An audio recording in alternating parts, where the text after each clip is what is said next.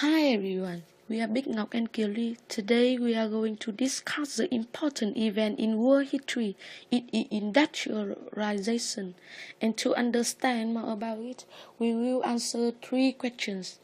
The first is what is industrialization and industrial revolution. The second one is what did industrialization develop and spread. And the final one is what were social impacts of it. Let's start with part 1. First, industrialization is a process of social and economic change whereby a human society is transformed from a pre-industrial to an industrial state. And industrial revolution were fundamental change in the way goods were produced, from human labor to machine. Here is one simple statistic that sums up it. Before the Industrial Revolution, about 80% of world population were engaged in farming to keep itself and the other 20% of people from starving. Today in the USA, less than 1% of people list their occupation as farming. We can see that Industrial Revolution triggered an enormous leap in industrial production. Coal and steam replaced wind and water as a new source of energy and power to drive labor-saving machines. During the Industrial Revolution, Europe shifted an economy based on agriculture and handicrafts to an economy based on manufacturing by machine and automated factories. Moving on to the second part, we focus on the developments and spread of Industrial Revolution. This revolution began in Great Britain after 1750.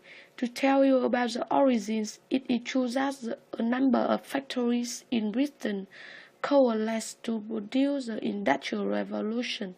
Improvements in agricultural practice in the 18th century led to a significant increase in food production. At that time, rapid population growth provided a surplus labor for the new factories. Britain also had a supply of capital for investment in the new industrial machine and the factories. In addition to profits from cheese and cottage industry, Britain possessed an effective central bank and well-developed flexible credit facilities, but capital is not only part of the histories. Britain has a number of individuals who were interested in making profit if the opportunity presented itself. Britain also had supplies of important mineral resources such as coal and iron ore needed in the manufacturing process. It was small and the relatively short distance made transportation non-problematic. Britain government too played a significant role in the process of industrialization. Policemen contributed to the favorable business climate by providing a stable government and passing laws that protected private property. Another aspect of the development of Industrial Revolution in Great Britain is the investment in new technologies. The invention of flying shuttle which increased the speed of weaving. The next invention is James Hargreaves' spinning jenny, perfected by 1768, allows spinners to produce yarn in greater quantity. What pushed the cotton industry to greater heights of productivity was the invention of steam engine. In the 1760s, James Watt built an engine powered by steam that could pump water from 3 times as quicker as previous engine.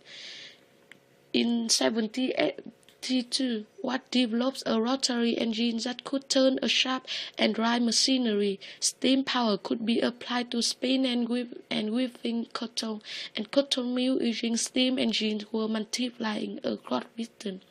It is considered as a leap in textile production. One more considerable technological change is the iron industry. Since the Middle Ages, the new high-quality wood iron was used to build the new machine. It was a direct factor contributing to the development of railroads. In 1830, Stephenson open railway lines stretching from Liverpool to Manchester. Within 20 years, locomotives had reached 50 miles per hour. By 1840, Britain has almost 6,000 miles of railroads. It is concluded that the railroads were an important contribution to the development of Industrial Revolution.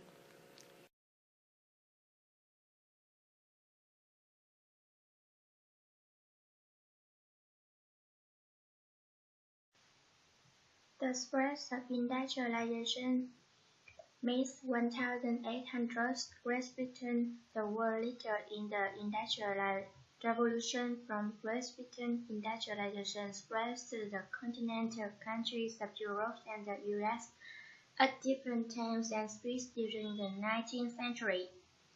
Great Britain attempted to ban the export of its methods and technologies, but it soon failed. In 1812, US industrialized after the wars of 1812.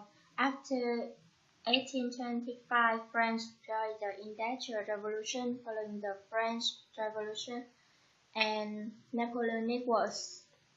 Circle 1870, Germany industrialized at rapid pace with Belgium, Italy, Sweden, Holland, and Switzerland were slower to industrialize. After 1870, a surge of industrialization began in Russia and Japan. At that time, Russia was also turning out half of the world's production of oil with a program of massive turnkey construction. Japan financed with the development of train roads and tea and building. So the third part of industrialization is social impacts.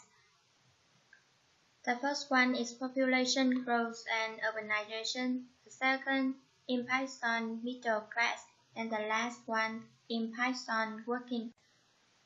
Population growth and urbanization began to increase in 18th century as the pace accelerated dramatically in the 19th. The key to expansion of population was a decline in debt rate. Evidence throughout Europe.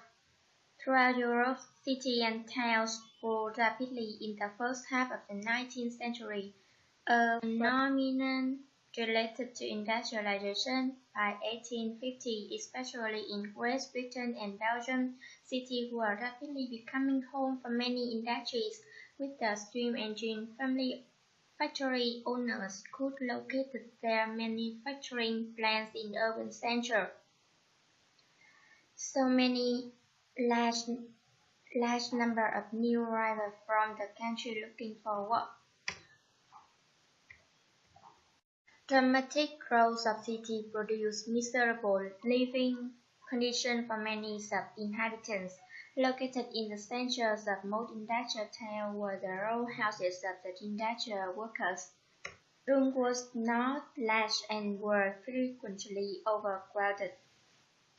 Sanitary conditions in the town were appalling. Sewer and open drains were common on city streets. Unable to deal with human waste, cities in the early industrial era smelled horrible and were extraordinarily unhealthy.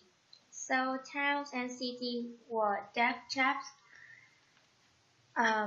Only a constant influx of people from the country kept them alive and growing.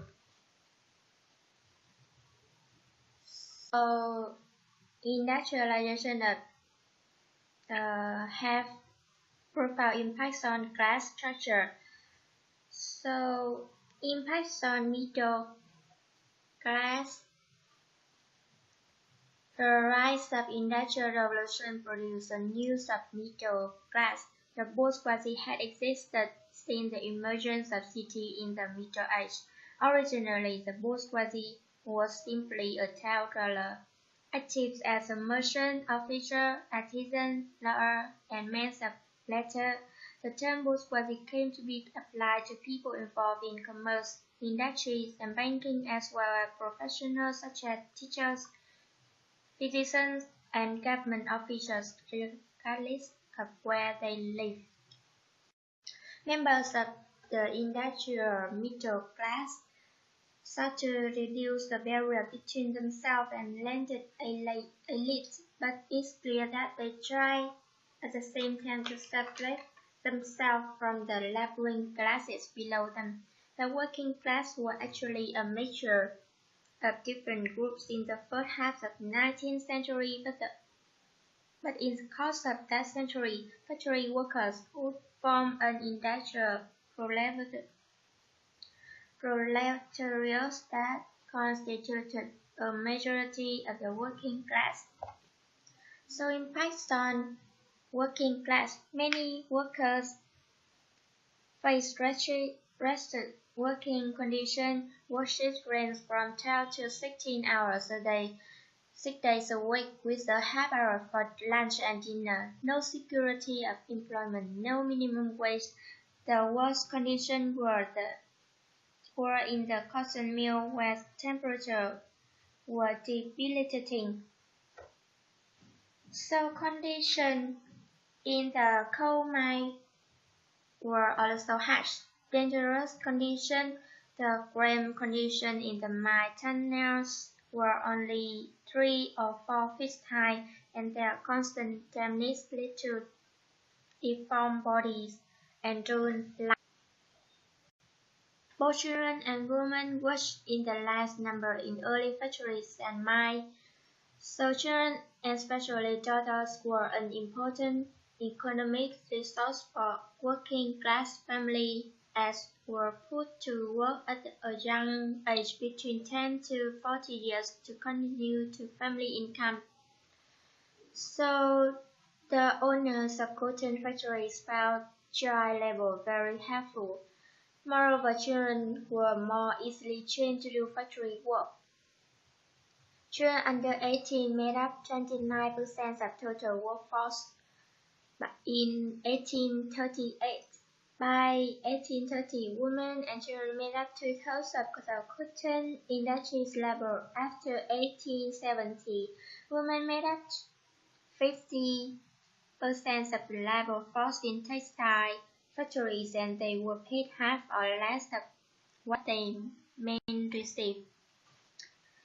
Hence, the impact on younger children, especially till 1840s, was very low. Literacy rates.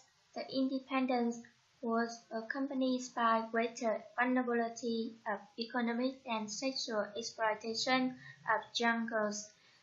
Just the prostitution developed as a new occupation in order to survive, because employment was seasonal and unsustainable due to economic fluctuations. So, laws that limited the work hours of children and women also led to a new pattern of work based on a separation of work and home. Domestic industry made it possible for women to continue their contribution to family survival.